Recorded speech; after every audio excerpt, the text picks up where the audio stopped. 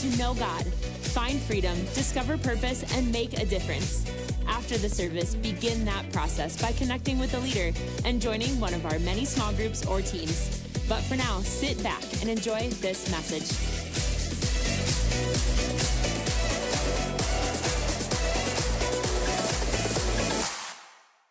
Make some noise wherever you are at. You made it. Look at you guys. We are going to have some fun today. If we haven't met yet, I'm Pastor Peter Haas, and we are in week 2 of our teaching series called History Maker. And really, the gist is this, okay? Here's where we're going with this series. We're just talking about how to get into alignment with God, be a part of his movement on earth, and because there's no greater way to spend your life, there's no greater joy than to discover your purpose and get on mission with God. And I really with the title History Maker, what we're doing is we're studying different history makers throughout both the Bible and church history. And of course, it really makes sense to study those who've really done a great job before us. And many of you guys know I'm kind of a church history nerd. I love reading books. And I love studying what God has done throughout history in different movements. And, really part of the reason why I love it is because I love just trying to learn what are some of the transcendent principles that allow you and I to get on mission with God. And if we can find those universal principles that God blesses, then maybe God will do the same thing in our lives. And I don't know about you, but I don't want to waste my life. I want to be a part of what God is doing on the earth. And so, over the last 30 years of me being in full-time ministry, I've been obsessing over this question. What are the common denominators of all history-making churches? What are the counterintuitive criteria, if I could put it that way, of history-making churches?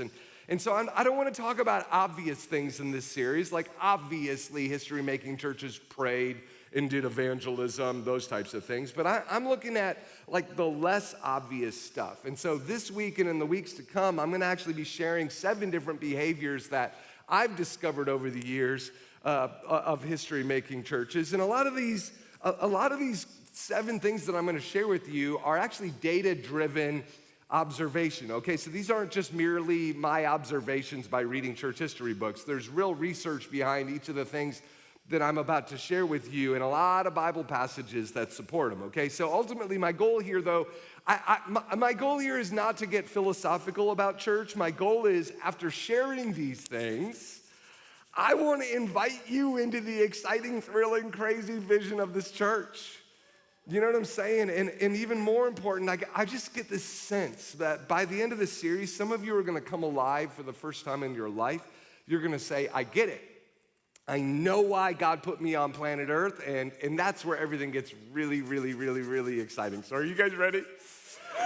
If you're not, I'm ready, but you guys, I'll get you there, don't worry. Okay, so here we go. Before we start, before I share, I'm actually gonna share 3 of the 7 today, okay? 3 of the 7 principles of history-making churches. But before we start, I wanna show you a little line graph that will show you the typical life expectancy of the average church in the world right now, okay? There was a brilliant study called the American Church Research Project. A while ago, this book came out, and there was a research team that, at the time, they got the database of over 200,000 churches. They mapped out all 3,143 counties of the United States, what churches were growing, where, and why. And they wanted to really figure this out, okay? Now, since then, it's grown to over 400,000 churches, but ultimately they wanted to find out what are the data-driven differences between growing churches and non-growing churches and why, and they came up with a lot of startling revelations. And let me just show you one thing, and there's numerous studies that actually have proven this sense, but the typical church life cycle, the typical evangelistic life expectancy of an American church is 17 to 21 years. They'll stop fulfilling the Great Commission after 17 to 21 years. Now, they'll believe in the Great Commission for the entire history. A lot of them will, okay? But they'll generally stop fulfilling it around year 17, okay? So they go into what's called an eternal plateau. at around year 17 to 21. And don't get me wrong, they still will get new people. So in the eternal plateau, they'll still get new people, but they'll lose people at the same rate that they're gaining them. And generally speaking, after year 21, the new people they gain are already Christians. So it's called transfer growth. They're not actually leading non-Christians to Christ. They're just switching out Christians every year for up until they die, okay? So, and if you're wondering, well, why in the world do they stop growing at year 17 to 21? Well, that's the great mystery, okay? I've actually written 2 different books on that now, on church governance, on what happens in year 17 to 21. But generally speaking, very few churches will grow without its founding pastor intact. In other words, the couple that planted the church, generally, it's very rare for any church to grow after the founding pastor retires, okay? So generally speaking, that's retirement for a lot of churches, okay? So, and of course, now, there are exceptions to the rule, but the exceptions to the rule that grow after 17 follow a very, very, very specific recipe, and they almost always have a certain type of church governance that allows them to do it. Now, some of you are doing the math, and you're thinking, well, Pastor Peter, didn't you plant this church 19 years ago? Well, yes, but I'm still the founding pastor.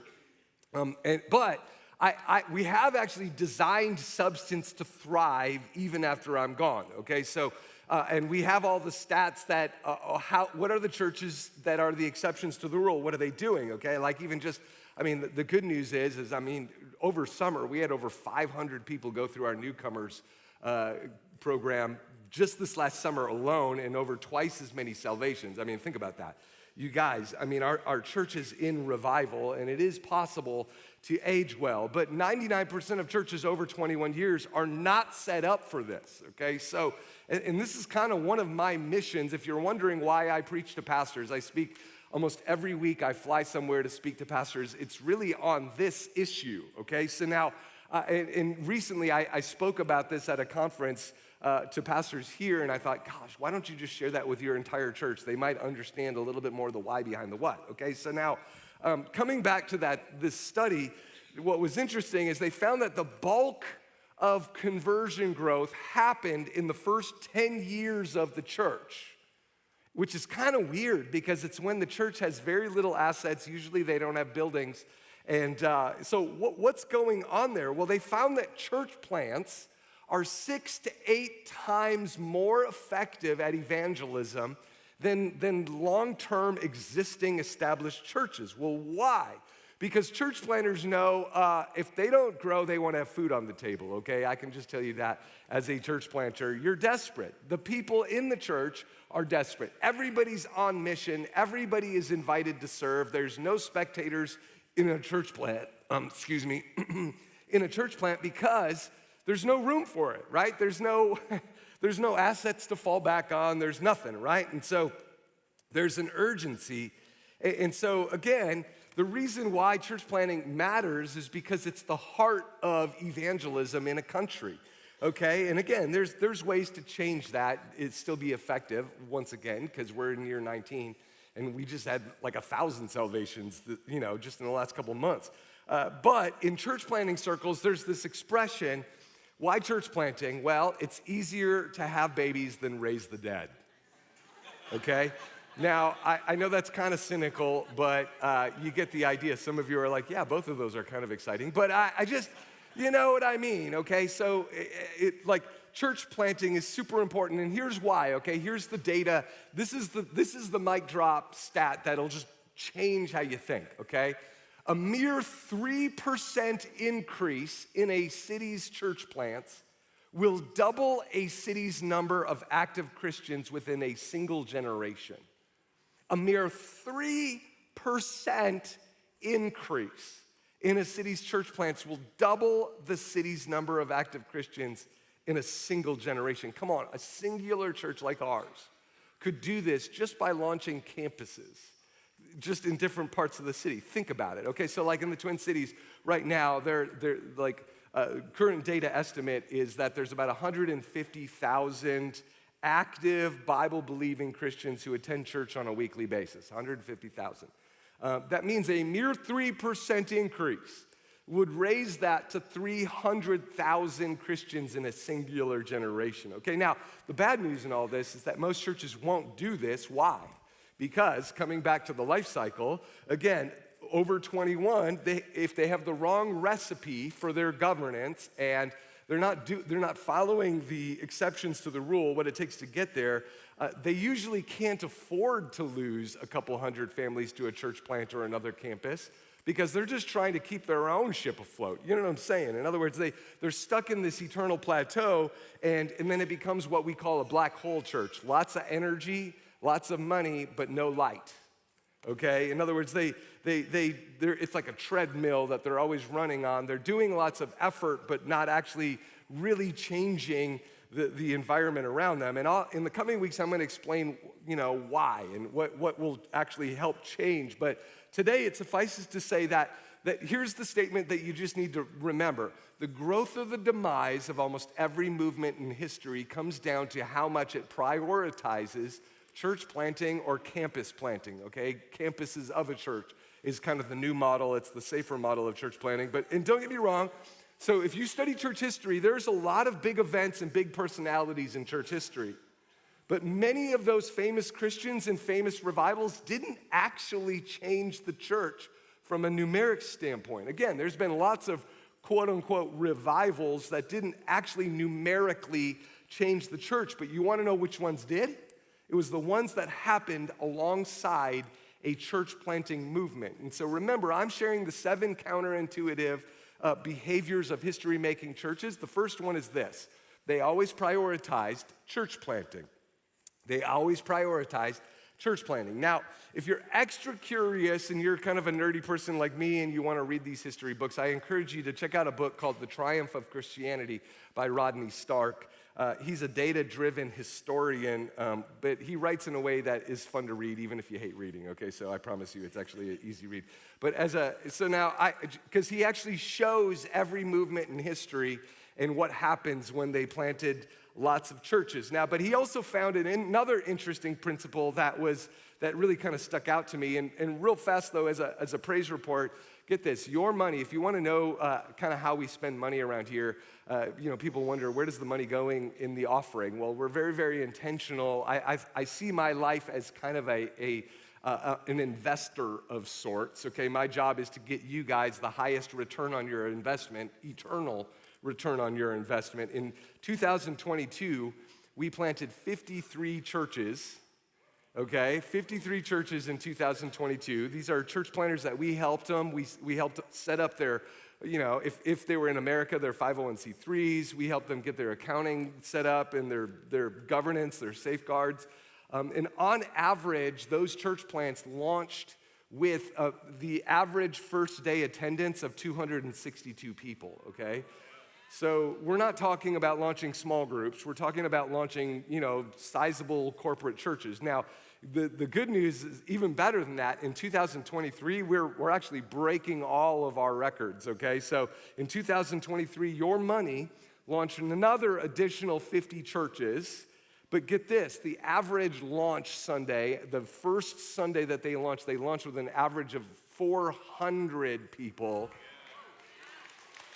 Because we're getting a really good batch of church planters right now. But here's the best part. Before we give money to these church planters, this is what we do. We force them to get a plan to be self-sustaining within 1 year. If they're not willing to do that, we won't give them anything. We'll coach them, but we won't give them anything. In other words, they have to be self-sustaining within 1 year. They have to have in other words, they actually have to have accountability and a business plan, okay? And then at the end of 1 year, we say, whatever money we give to you, we want you to pay forward into another church planter. Are you willing to do that? And if they say yes, then we're like, all right, go for it. And of course, almost always they're self-sustaining and they're paying it forward. And then after doing that, we ask them to sow 10% into missions and outreach. Just make sure you're always doing missions and outreach. And get this, okay? Of the 1,900, or of the 100, let me start over again. Of the 1,097 churches that we've already launched, they give an annual number of $20 million towards missions on a yearly basis, okay? So now, this is my philosophy. I'm unpacking kind of why we do church a little different, okay? I'm always thinking, every week we get hundreds of requests from hundreds of ministries to give them money, but I'm always like, why would I give money to that ministry who will just spend money and need it more later when we could create self-sustaining churches who will not only pay for themselves within a year, but then multiply it and pay it forward the rest of our existence? Come on, all I'm saying is let's do missions and evangelism that is done in a stewardship sort of way. And what stewardship means, it means self-sustaining and multiplying, okay? From a financial standpoint, okay? Ultimately, there's a lot of churches that just don't practice that anymore. And so you can see why the churches that do stewardship evangelism, stewardship missions, naturally tend to change history. Why? Because they're thinking about the big picture, not the short-term goals, okay? And I'm gonna unpack this a little bit more, but maybe you're out there and you're like, yeah, but how do I practice that, Pastor Peter? Well, I'm glad you asked. That's a great question. Okay, every time a church adds a new service or a new campus, it is a church plant. What do I mean by a new service? Well, we're gonna have to add a third service here at Northtown in just a little bit, right? And we're gonna have to probably launch, when I heard that 500 people came to our newcomers over summer, and that's like the dead time, you know what I'm saying? I immediately thought, dang, you guys are inviting your friends. That means we gotta get ready for our East Side campus way sooner. You know what I'm saying? Okay, now, Now, every time we do that, every time we launch a new service or a new campus, remember this, every healthy campus is built on an army of small group leaders and ministry team leaders. Small group leaders and ministry team leaders. When you guys take off your bib and put on an apron, it forces the staff and I to expand, to add another service, because you guys are doing so well in launching small groups and multiplying your ministry teams that it compels me to launch another service, which in turn compels us to launch another campus, which in turn compels us, even then we're like, let's still plant autonomous churches outside of our campuses. You see, but every last one of us has to ask the question at some point in our lives, am I gonna be a consumer Christian or am I gonna be a contributor Christian? A consumer Christian versus a contributor Christian. Am I gonna be a critic or a coach? You know what the difference between a critic and a coach? Both of them have opinions, but this one is involved relationally, is actually doing the work, and this one is just armchair quarterbacking, right? Am I a problem finder or am I a problem solver? Or my favorite way to put it, am I a revival seeker or am I a revival maker? You see, it's an attitude change. Really what we're doing is we're doing what Jesus said to his disciples. He says, for even me, the Son of Man, the Son of God, did not come to be served, but to serve and give his life as a ransom for many. That's what we're doing every Sunday. We come to church not for ourselves, not to be consumers, but to find people that need Jesus in the foyer, to find people that we can invite to our small groups, to find people that we can invite on our ministry team, to dream about new ministry teams that need to happen in this church in order for us to be healthy. You get the idea. You see, or as Paul put it in Acts 20:35, the Lord Jesus himself said, it is more blessed to give than it is to receive. Blessings come from what? Giving. In other words, you will never really experience the blessing and the joy of God until you are in a giving contributor mode. And well, then how do we know if we're a revival maker versus a revival seeker? Well, all you have to do is just listen to how you talk. If I asked you the question, what kind of church are you looking for?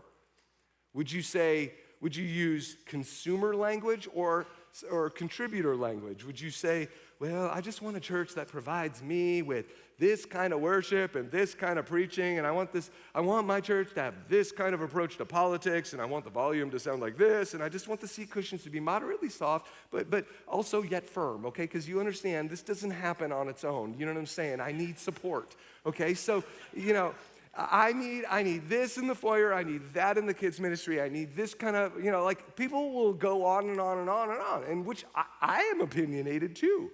But you know what, I also know what it takes to do it because I've, you know, de facto served in every single ministry of this church as we've grown it, right?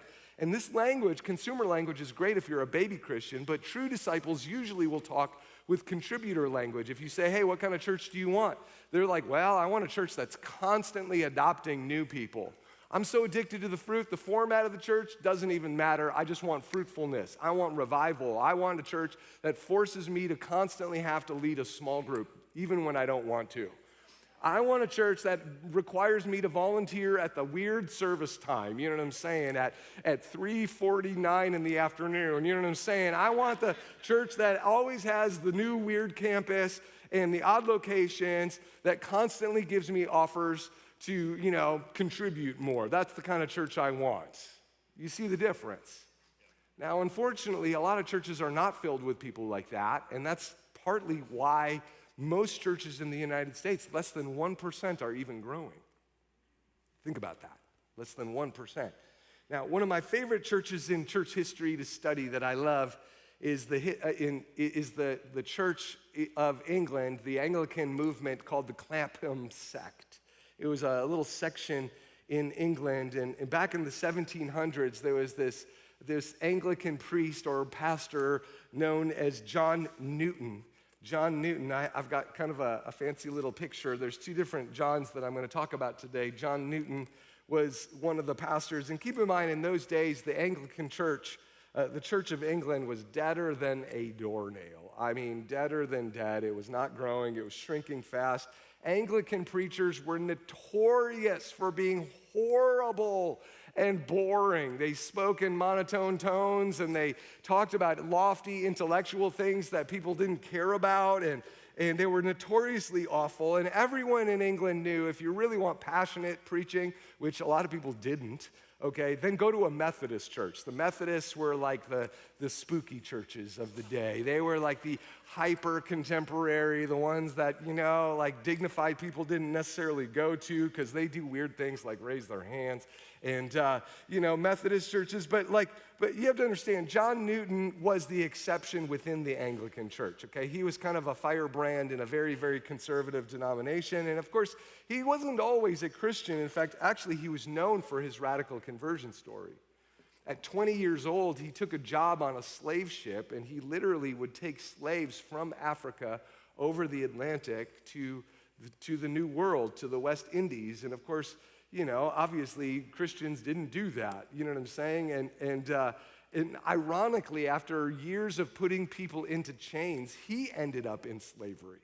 He got into hot water one time, and he ended up getting put into slavery himself, and his dad actually had to come find him off the coast of Africa to rescue him out of slavery.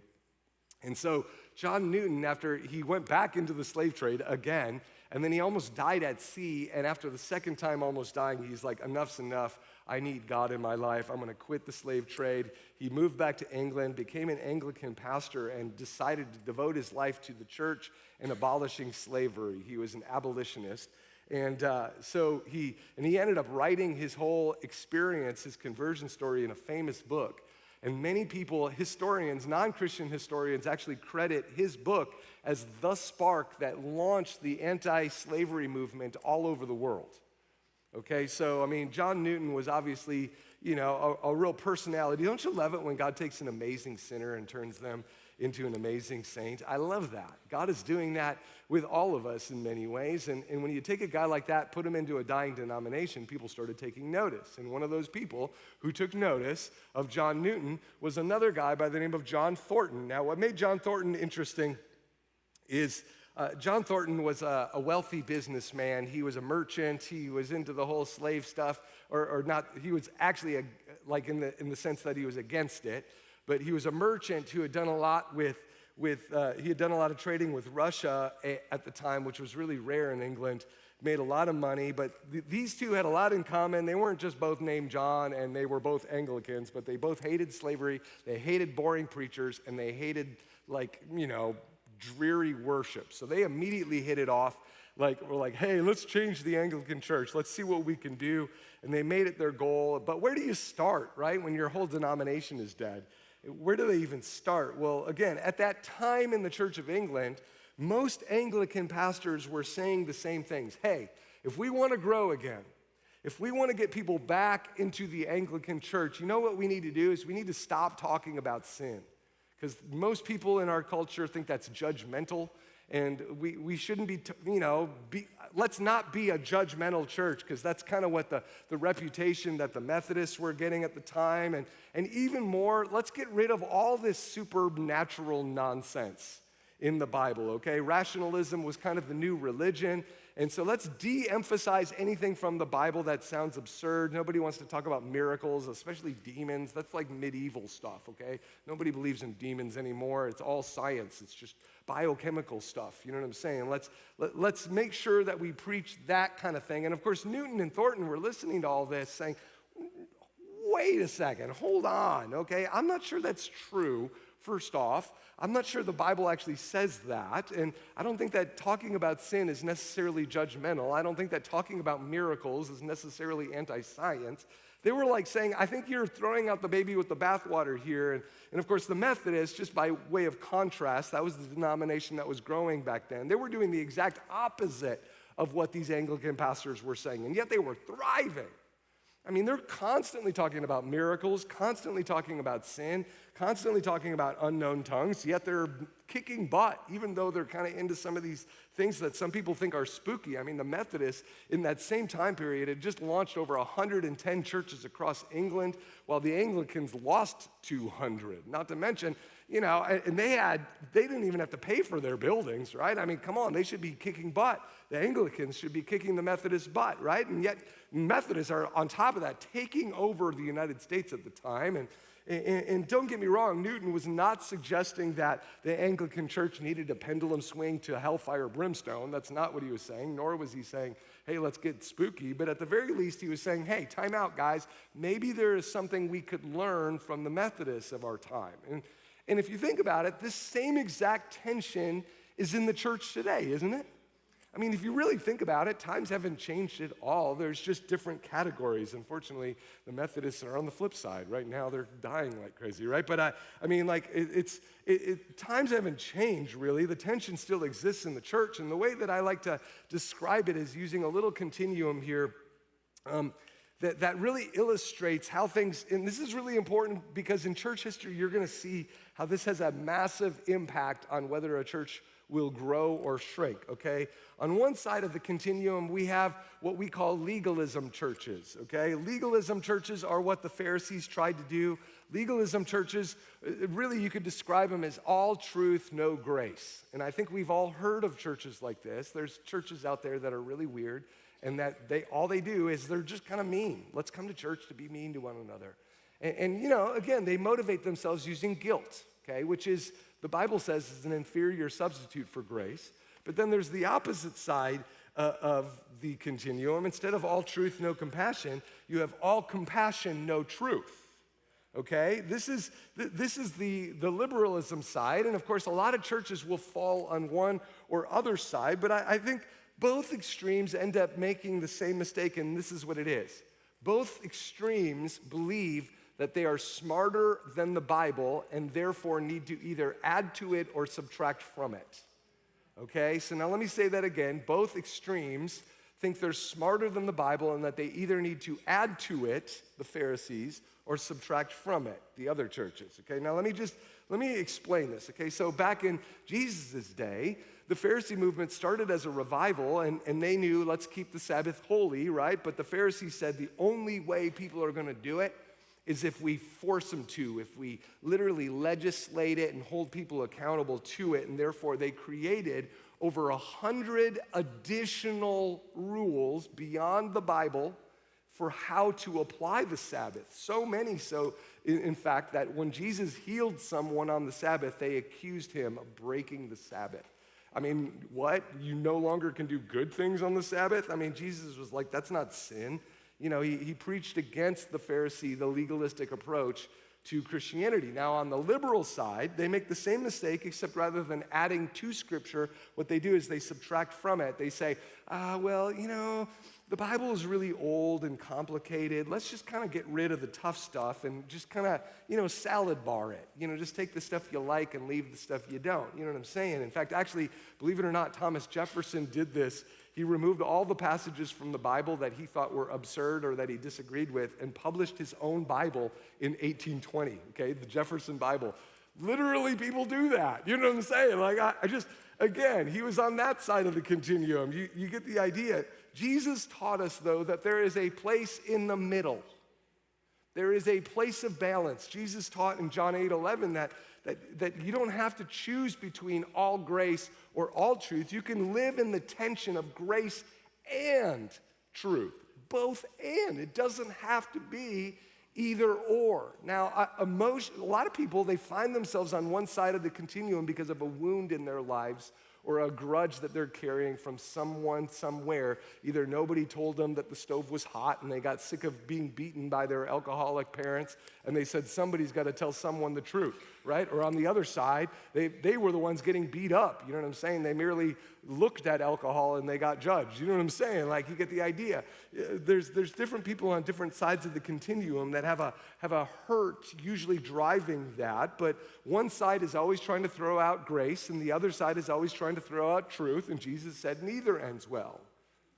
Okay, so now back in Newton's day, in the 1700s England, he was thinking, okay, you Anglicans, you all think you're so smart, you think you're intellectually superior to the Methodists, and yet you support slavery. Okay, I mean, which is kind of strange for a liberal church to, be supporting slavery, and yet he's like, you think that by preaching comfortable sermons, we're going to win more people, but the trends actually say the opposite. And the reason why that observation was so critical for John Newton and is critical for us today is because all throughout history, both history and the data proves every church movement that de-emphasizes sin and the supernatural tends to fade. And you're going to notice this all throughout church history using data that every time a church movement de-emphasizes sin, sacrifice, and supernatural, that it tends to shrink, okay?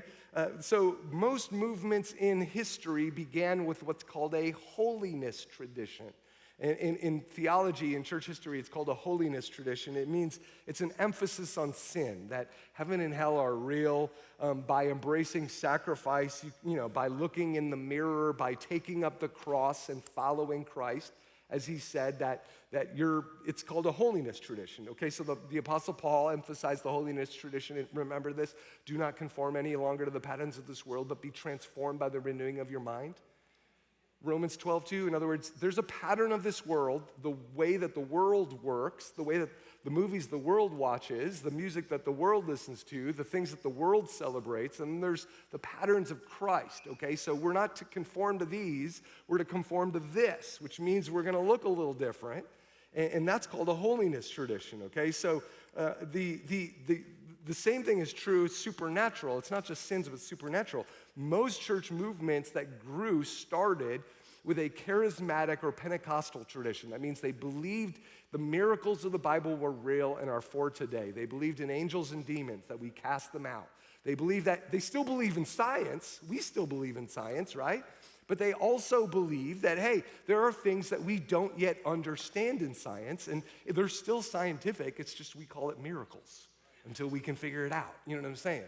Okay, so the idea is that most movements started with an emphasis. So the Methodists, they were very, very, very charismatic in the early days, completely different than the Methodists today, right? So now, so Rodney Stark, the historian that I mentioned, he calls it the cheapening of religion. The cheapening of religion.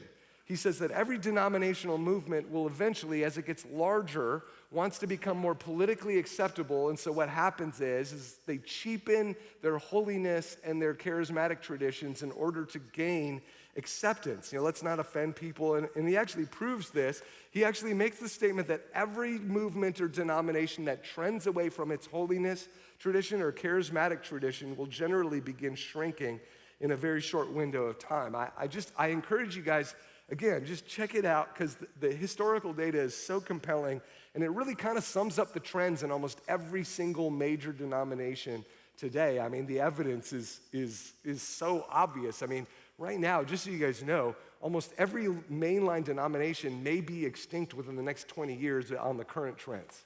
That's how fast denominationalism, a lot of them are dying. I mean, like literally Every mainline denomination that is backed off on sin, sacrifice, and these types of things, the supernatural, they're all imploding. I mean, by huge percentages every single year. I mean, my goodness, literally, I think about I grew up as an ELCA Lutheran. They won't even exist in 20 years. It'll be a real estate conglomerate. Same thing with the Methodists, same thing with the Presbyterians. These large movements of God will literally be nothing more than real estate conglomerates within the next 2 decades. That's how fast they're imploding. And trust me, I'm not celebrating their demise whatsoever. It makes me very, very sad. But listen, if that's what it takes in order to wake us up and bring us back to Deuteronomy 28, then so be it.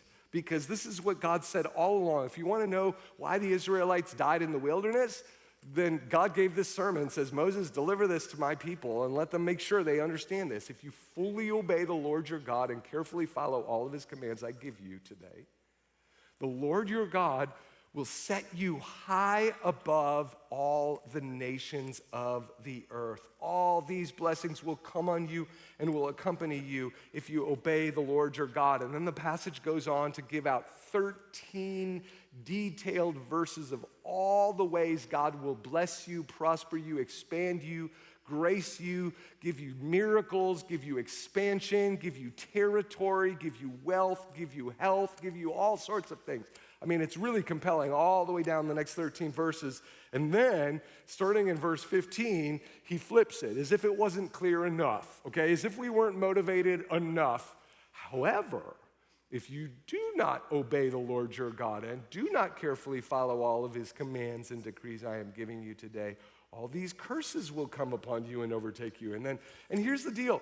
God was not trying to be mean here. He was simply trying to be factual. He was simply trying to say, if you light your couch on fire in the middle of your house, it's not going to go good. Because fire is supposed to be in a fireplace. You got to have these constraints to it. He wasn't trying to be mean. He was trying to be factual. He was basically saying, hey, listen, don't throw out the compass simply because you don't like what it says. And then on the opposite extreme to the Pharisees, don't create a 300-pound compass either and force people to wrap it around their necks. You know what I'm saying? That was unfortunately, it was like people are so creative. If we can't sin through, sin, let's create religious sin. You know what I'm saying? Like we take it to the opposite extreme. So let me just come back one last time to John Newton. So he was asking the question, well, then how then do we reignite the Anglican Church with the Holiness Tradition? Like, how do we get charismatic tradition back in there? How do we, and they decided, these two men decided, well, how about we start with worship? Let's change the way Anglicans worship. At the time, the way that Anglicans worshiped was really boring and outdated. All the songs were old. John Newton was a passionate songwriter, and so John Thorton was like, hey, how about we take all of your music and create a new hymn book and sell it? And of course, and let's write music for the common man, which is what, Newton did. And so, an old sailors were not known for their morality, okay? I'm just saying. And so he was like, I'll write the songs. I'll write the songs that the common man will love to sing. And then this guy took his business enterprising and published it. And of course, instantly the hymn book was a hit. And it became a hit all around the world, especially hymn number 41. And believe it or not, you all know hymn number 41. It's called Faith's Review and Expectation. And if you're like, Pastor, I don't think I do know that hymn. Well, it's because you know it by a different name. You know it by Amazing Grace, how sweet the sound. Come on. It saved a wretch like me. You see, John Newton wrote that. He wrote that. As strange as it sounds, in those days, so it took off all over the world. John Newton immediately, his hymn book was like, people liked it. And even the Methodists loved it, right? As strange as it sounds, in those days, wealthy people could still buy out a pastorate in the Anglican Church. It was a practice known as simony, which was practiced. That's why all throughout the Middle Ages in the Catholic Church, most priests weren't even believers. They were just the son or daughter of a wealthy, landowner, right? Or really just a son, okay? And so Thornton, this businessman, he came to Newton, the preacher, and said, hey, what if we took this broken system of simony, and what if we turned it to our advantage? While it's still legal in England, What if we took this broken system? What if I took all of my money and purchased as many priesthoods as I can in the Anglican church? Newton, would you be able to find me some fiery preachers who could fill these pulpits? Let's take all these empty cathedrals and buildings all across that are owned by the state church all across England, and let's plant a life-giving church on the inside of them. And of course, Newton was like, I'll find them. I got you. I got you. And basically, they started a church planting movement, and get this, okay, get this. By the end of their lives, they planted over 400 preachers into Anglican pulpits. And it is estimated that within one generation, evangelical preachers, it wasn't called that at the time, but it's the modern term, occupied over 25% of Anglican pulpits by the time Newton and Thornton died. And you have to understand, even non-Christian historians will say that the global slave trade was shut down because of this revival, okay? Non-Christian historians will credit these two guys as the ones that did it. In fact, the entire modern day missions movement in Africa and India actually happened because of these two guys. This revival, William Carey came out of their church. William Wilberforce came, all these famous people in church history came out of this tradition. And I just talk about history makers, but note how they did it, okay? They started by prioritizing church planting. They avoided cheap religion. And our third and final principle today is this. All history-making churches started with teams of preachers and powerhouses, just like these guys. Preachers, powerhouses. Preachers, powerhouses. What are powerhouses? Well, you could call them patrons, people that were wealthy and were sacrificial supporters, okay? You could call them personalities. A powerhouse could be like a singer or an influencer or somebody who is a devoted promoter of the preacher. Then there was politicians, deal makers, negotiators. Throughout history, there's a dozen names for preachers and powerhouses. Some people call it the monk and the merchant. Other people called it the rabbi and the rainmaker. But the point is, when preachers and powerhouses get into unity about the principles that I'm talking about in this series, that, my friends, is when movements happen. And it happened all throughout the Bible too. Come on, we got Ezra the priest and Nehemiah the builder, the powerhouse, preacher and a powerhouse. Zephaniah the preacher, King Josiah the powerhouse in 2 Kings 23. In the Gospel of Luke, once again, we see Jesus and his 12 disciples, the preachers, and then we see the powerhouses. They were funded by three wealthy ladies, Mary, Joanna, and Susanna. Come on, ladies can be preachers and powerhouses too. And we're going to talk about this a little bit more in the coming weeks, but here's why I'm sharing all this. I really feel like God is giving our church the opportunity to become a history-making church. I think we have the ability to do it. But actually, it requires all of us to individually make that decision. I can't decide that for us. And I really feel like God does want us to launch campuses and churches all over the Twin Cities in the world. And when I see you guys, when I look at this church, I think it's filled with future preachers, filled with future powerhouses. But I also know that if we're going to seriously do this, it's going to take a whole lot of people stepping up, putting on that apron, taking off that bib, starting small groups, multiplying ministry teams, dealing with our personal issues so that we can devote ourselves to the work of the ministry, multiplying, stewarding what God has given us. And church, that leads us back to our prayer that I promised that we would pray at the end of each of these messages, the history maker prayer. And it's this: Lord, what big adjustments do I need to make in order to join what you are doing? And I believe that if we could just pray this prayer and get our souls in alignment with the kingdom of heaven, I'm just telling you, and that might mean sacrifice, right? That might mean, hey, slow your life down a little bit more, make a little extra time to launch that small group or multiply that ministry team, the ministry team that you know is lacking in this church. I mean, my goodness, this church needs so much. There's so many ministries that I would love to green light, but we just don't have the leaders to do it.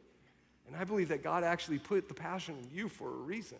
There's a cross with your name on it, and yeah, crosses aren't fun to carry, but guess what? The joy of Christ, the fulfillment that we're all longing for, it can only come by picking up that cross with your name on it. And so what is that cross today? Just close your eyes. Father, do business with us. God, we're saying we don't want to squander our lives. We want to be a part of a true movement that's doing miracles, that's seeing life change. And Father, we know that in order to get in alignment with that movement, we've got to make personal changes, personal sacrifices. And so God, speak to us right now. And I just sense that God is speaking to your conscience. Maybe for some of you, it's, hey, slow your life down. For others of you, it's, hey, get some financial margin back in your life so you can be generous. Still others of you, he's putting people on your heart that you need to call, or ministries that you need to launch. And don't wait for my permission, just get it going. Father, I just thank you for all the people in this room, especially those who are maybe newer to Christ and have never really heard a gospel quite like this. I just pray that you take every last one of us, no matter where our hearts are at, and help us take a step closer towards you. And church, pray this after me. Say this, say, dear Jesus, forgive me, renew me, and lead me that I might be a history maker. In Jesus' name. If you agree with that prayer, say amen. Amen. Church, we're going to have some fun over the next couple weeks. I can't wait to share more, but I have to wait. All right, love you guys. Campus pastors, come on up.